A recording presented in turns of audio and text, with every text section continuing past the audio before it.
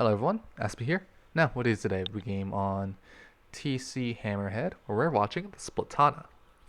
Now, looking at the comps, the other team's comp is relatively unremarkable, but the Splatana's comp, I can tell, is a more passive comp.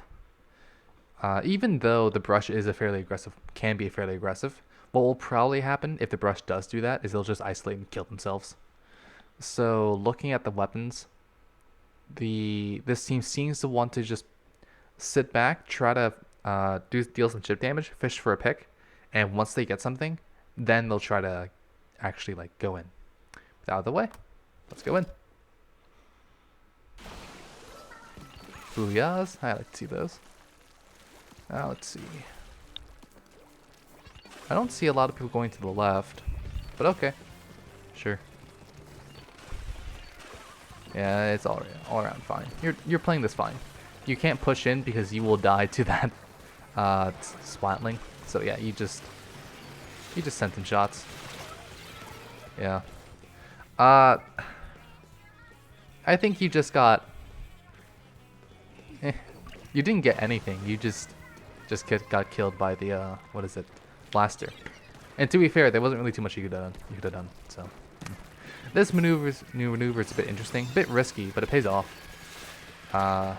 You seem to be actually kind of a fairly aggressive Splatana.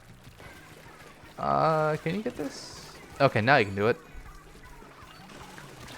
Yeah, if he didn't get that pick over there, I don't think you could have done it. But since you did, yeah, of course you can. Just one guy.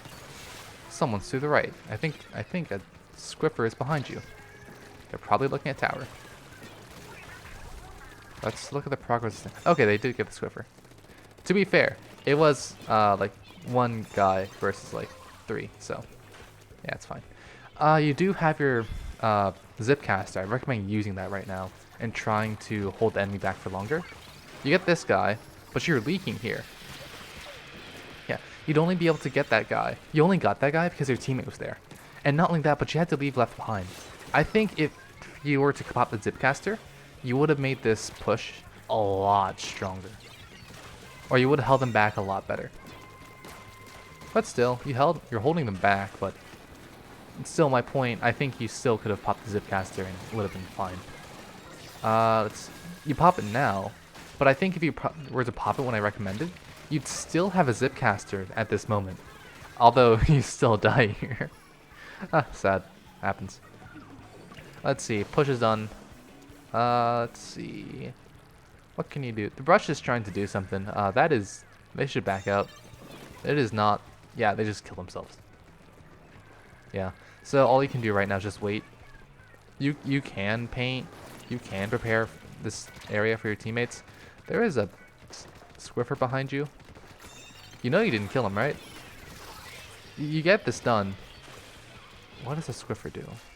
I hear their shots. They're still alive. I think they might have killed the brush. Okay. Here's the thing. You know that Squiffer was weak. You could have killed them. Easily. I know you're trying to relegate them to your team. Being like, okay, they could have it. They could do it. But really, I think the best thing to do, because you know they're weak, is to really quickly kill them, and then go back to whatever you're doing. You have the time to spare. Now, let's see. I think someone's on the left, and I think... Yeah, tower right have just died. Yeah. Here... Yeah, okay. So I do want to explain what happened there. So you tried going in. You completely ignored that someone died on tower. You also ignored that someone was on the left side. I know that... I know there was someone on the left because of audio cues. And because of that, they died. And you were trying to stop them from respawning. And that's cool and all.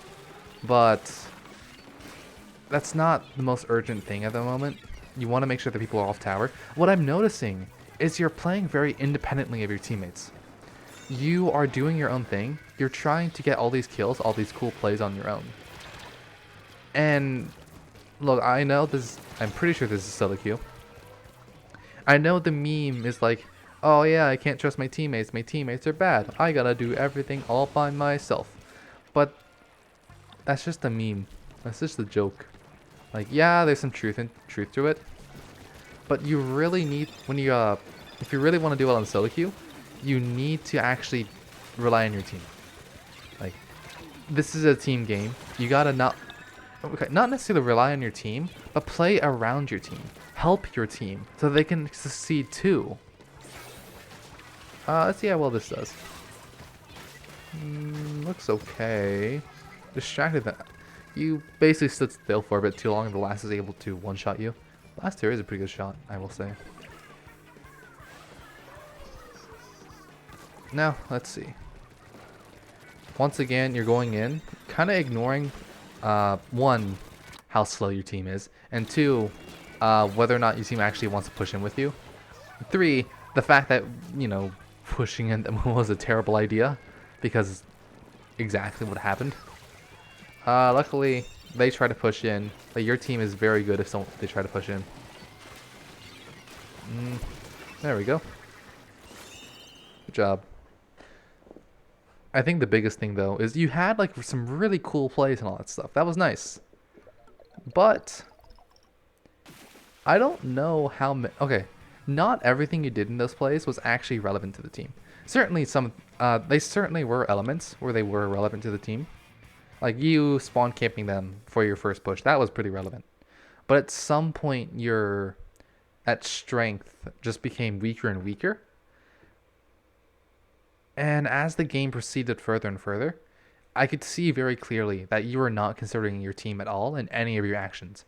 And that is very bad. Yeah. So when you go into your game, I want you to consider how are my actions going to be affecting the game state? How are my actions going to be helping my team succeed? Because that's really what it's all about. How are my actions going to help this team succeed? Now, that all done. See y'all.